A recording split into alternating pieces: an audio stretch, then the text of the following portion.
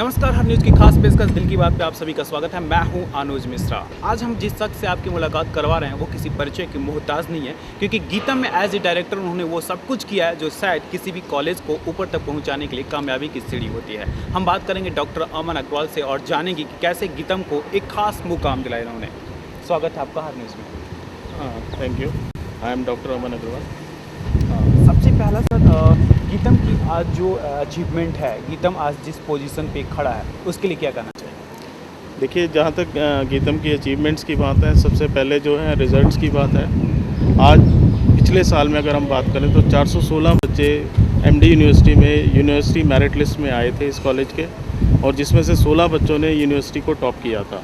ये अपने आप में एक बड़ी उपलब्धि है, क्योंकि एमडी यूनिवर्सिटी में लगभग 64 कॉलेजेस हैं और उसमें हमारा रिज़ल्ट बेस्ट रहा है। और जहाँ तक प्लेसमेंट की बात करें, अगेन 55 कंपनियाँ लास्ट ईयर में हमारे कैंपस में विज़िट किया और उसमें लगभग 80% बच्चों को सिलेक्शन हो गया। लेकिन उसके अलावा भी बच्चों ने उनको ना ज्वाइन करके 40% बच्चों ने ही उनको ज्वाइन किया। 40% गॉट बेटर अपॉर्चुनिटीज़। एक बच्चा मेरा माइक्रोसॉफ्ट में सिलेक्ट हुआ 15 लाख के पैकेज में। एक लड़की है संस्कृति, वो एऑन कंपनी में सिलेक्ट हुई है 12,96,000 के पैकेज में। अगर मैं 10 लाख से ऊपर के पैकेज की बात करूं तो लगभग 12 बच्चे मेरे सिलेक्ट हुए हैं। यही सवाल यही आता है सर कि आखिर ये जो अपॉर्चुनिटी या फिर ये जो मूवमेंट बन रहा है गीतम का, हाँ, वो किस बिहाफ ऑफ बन रहा है? गीतम की अपॉर्चुनिटी, गीतम के बच्चे किस तरीके से, ऐसे कौन से आप क्लासेस होते हैं, किस तरीके से आप जो है बच्चों को ये अचीवमेंट? देखिए, मैं बताना चाहूँगा कि मैंने 10 साल Maharaja Agrasen Institute of Technology and Management, जो दिल्ली का सबसे रेप्यूटेड कॉलेज है, उसमें अपने समय बिताया है। I was HOD mechanical engineering department there, और मैंने वहाँ बहुत कुछ सीखा है। मतलब अगर मैं वहाँ HOD था तो मेरे नीचे कम से कम 10 प्रोफेसर्स थे जो दिल्ली कॉलेज ऑफ इंजीनियरिंग से रिटायर होकर आए थे। तो उन लोगों से मैंने बहुत अच्छी एकेडमिक सीखी और वही चीज़ें मैंने यहाँ इम्प्लीमेंट की, और इसी का जो परिणाम है, जो ये रिज़ल्ट्स आ रहे हैं। और उसके अलावा भी जैसे दिल्ली में बच्चे की ओवरऑल पर्सनैलिटी डेवलपमेंट पे एक एम्फेसिस दिया जाता है, वही चीज़ें मैंने यहाँ भी कराई। अगर मैं स्पोर्ट्स एक्टिविटीज़ की बात कराऊँ तो मैंने मिस्टर मनोज कुमार, जो हमारे ओलंपियन अवार्डी हैं, उनको बुलाया, जिससे कि बॉक्सर हैं, उनको बुलाया, जिससे बच्चों का एक प्रोत्साहन बढ़े। उसके अलावा कल्चरल एक्टिविटीज़, मतलब ये एक अचीवर्स फंक्शन होता है हमारे यहाँ, जिसमें 3 दिन लगातार टेक्निकल और कल्चरल एक्टिविटीज़ पे पूरा प्रोत्साहन दिया जाता है। जब मैं कल्चरल एक्टिविटीज़ की बात करता हूँ, इसका मतलब ये नहीं कि 15 दिन मेरी पढ़ाई बंद हो जाती है। जो बच्चे पार्टिसिपेट करते हैं वही पार्टिसिपेट करते हैं और दोपहर के 2 बजे के बाद करते हैं, जिससे कि पढ़ाई भी ना इफेक्ट हो और मेरा सारी एक्टिविटीज़ होती रहें।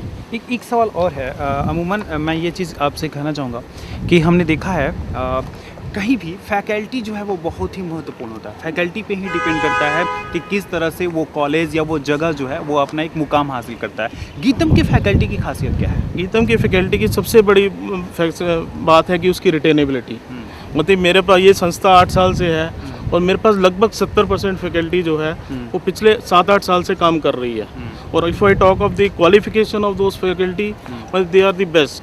मतलब हमारे यहाँ एक पूरा सिस्टम है फैकल्टी को लेने का, जिसमें वी कॉल द एक्सपर्ट्स, और एक जेन्युइन सिलेक्शन करते हैं हम लोग और एक अच्छी सैलरी देते हैं, जिससे कि फैकल्टी रिटेन होती है। अगर मैं PhD फैकल्टी की बात करूँ तो मेरे पास लगभग 20 फैकल्टी ऐसी हैं जो कि PhD हैं, जबकि आज के दिन समय ऐसा आ गया कि लोगों को एक डायरेक्टर ढूंढने के लिए भी PhD नहीं मिलता। जबकि I am retaining 20 PhD faculties in my campus, and उसके अलावा मेरे पास कोई भी फैकल्टी MTech से कम नहीं है। और लगभग कंप्यूटर इलेक्ट्रॉनिक्स में अगर मैं बात करूं तो मेरे पास 6-7 साल से एक्सपीरियंस की कम फैकल्टी कोई भी नहीं है। एक और इससे भी सवाल आता है, ग्लोबलाइजेशन को लेकर के एक सवाल आता है कि ग्लोबलाइजेशन भी बहुत इंपॉर्टेंट है और मायने रखती है कहीं ना कहीं किसी चीज़ के इम्प्रूवमेंट में लेकर के। गीतम में क्या ये फैसिलिटी है? Yes, globalisation is there.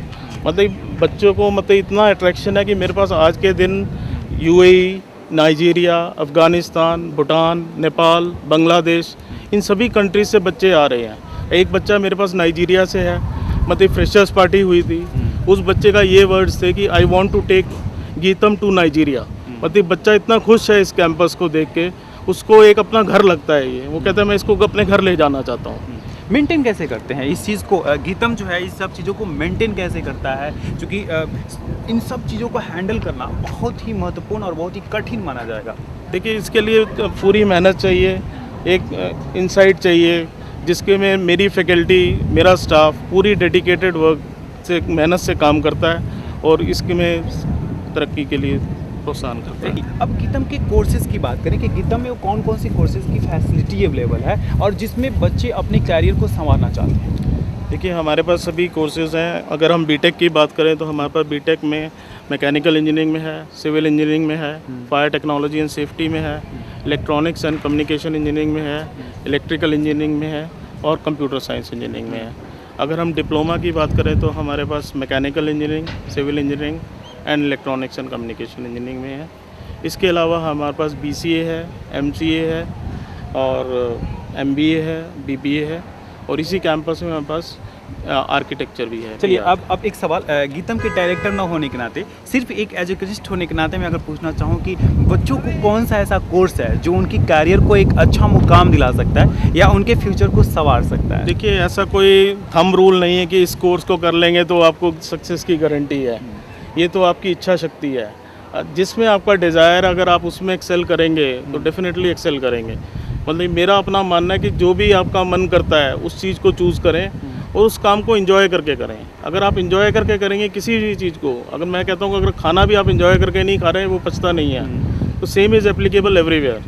तो मेरा अपना मानना है कि जो भी आपका मन करता है उसको चूज़ करें और उसमें आप एक्सेल जरूर करेंगे। एक और सवाल है सर, कभी कभी क्या होता है कि एक बूम सा आता है और आदमी वो चीज़ अचीव कर लेता है जो शायद वो सपने देखता है या जो मुमकिन भी नहीं होता। एक अजीब सा बूम आता है और उसमें उस फैसिलिटी मिल जाती है। क्या आज के दौर में एजुकेशन में कौन सा जो है वो बूम पे है?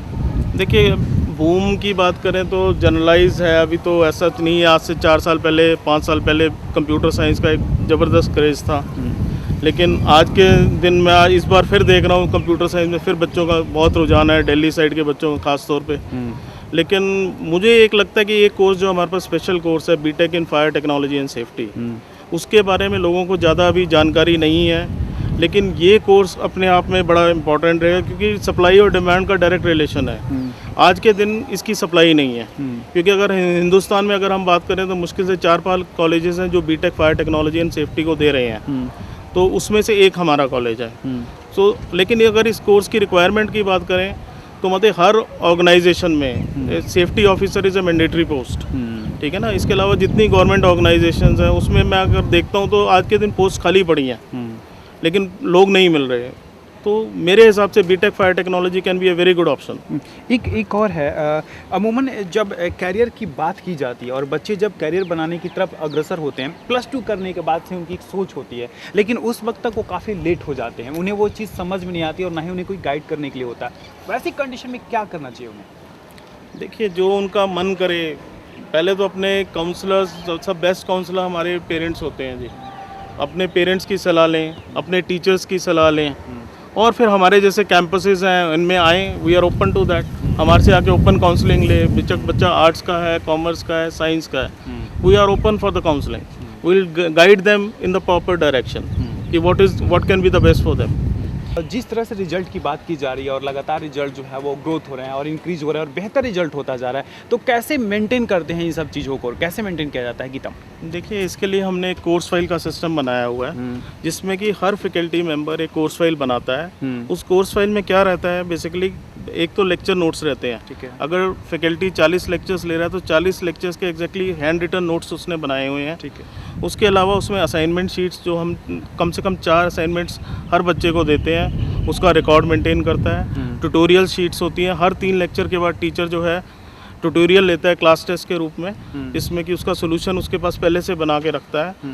उसके अलावा प्रीवियस ईयर के 5-6 साल के क्वेश्चन पेपर्स उस फाइल में रहते हैं जिनका वो सोल्यूशंस बना के रखता है। और सबसे बड़ी बात है टॉपिक्स बियॉन्ड सिलेबस, मतलब उसके अलावा क्योंकि जो इंडस्ट्री से लोग आ रहे हैं they will ask you the latest things, लेकिन जो यूनिवर्सिटी के सिलेबस है जनरली 2-3 साल तक बदलते नहीं है and technology keeps on updating every day. तो मेरा अपना एंडेवर रहता है कि टीचर जो है उनको लेटेस्ट भी अपडेट करे।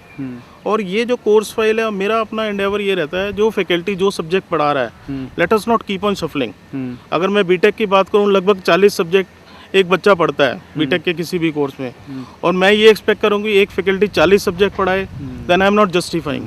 तो मेरा अपना एंडेवर ये रहता है जो फैकल्टी जो सब्जेक्ट पढ़ा रहा है उसी को दोहराता रहे, जिससे कि उसकी और बच्चे की नॉलेज में देयर इज़ अ डिफरेंस, और वही चीज़ रिजल्ट के रूप में आ रही है। अच्छा, एक सवाल और है, एक बड़ा अच्छा वर्ड चल रहा है आजकल, स्किल डेवलपमेंट। क्या प्रतिक्रिया होगी आपकी? देखिए बहुत अच्छा कंसेप्ट है मोदी जी का ये स्किल डेवलपमेंट का, क्योंकि खाली किताबी ज्ञान आज के दिन कोई कीमत नहीं रखता। ठीक है। जब तक हम प्रैक्टिकल नॉलेज नहीं रखेंगे तो उसकी कोई वैल्यू नहीं है। तो इसलिए मेरे हिसाब से skill development is a very good concept और उसके हमें बढ़ावा देना चाहिए। अगर हम बात करें बहुत सी कॉलेज हैं और गीतम की बात करें तो गीतम उन सब में बेस्ट कैसे? देखिए एसेट पैरामीटर्स किसी भी ऑर्गेनाइजेशन के लिए दो ही होते हैं, रिजल्ट्स और प्लेसमेंट्स।